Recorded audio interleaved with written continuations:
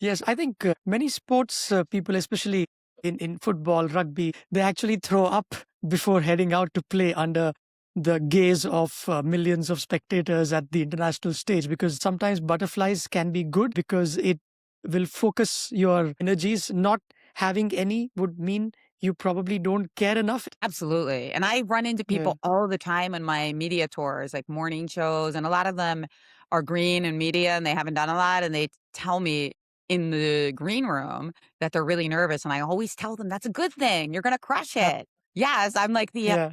the pep talk girl in the green room when I'm about to give an interview and there's other people there. Some of them are Yeah. pros and like really, really well seasoned. And but those are the ones sometimes I worry about too. They just don't care. They're just on their phone. They're like, Yeah. ah, yeah, this again. And sometimes they can bring it. They can like snap back into that moment. But I find that you do want to have that bit of height in your step and Hmm. that like feeling that it could go wrong because then you're really ready and that energy is infectious to the people around you.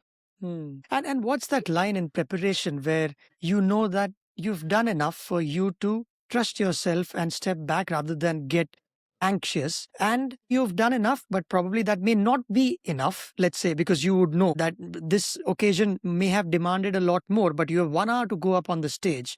How do you switch saying, all right, that's enough, we've got nervous energy inside of me, I'll still go and deliver this? I think you want to plan that timing in advance to give yourself, a good 10, 15 minutes before you're live. Hmm. Th- One thing I think is really important is not to talk to negative people or look at your phone where you might get negative feedback or you might just Hmm. see news alerts that you don't like.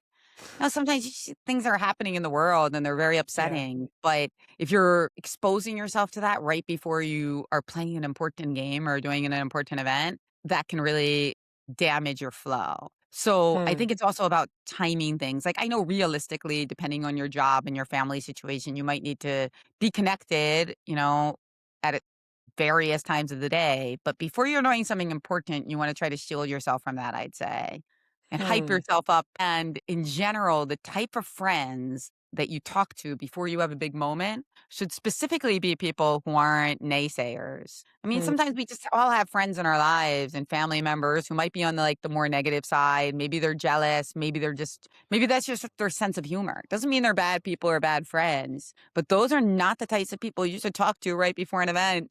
You know, Right. Yeah. you need your And hype squad.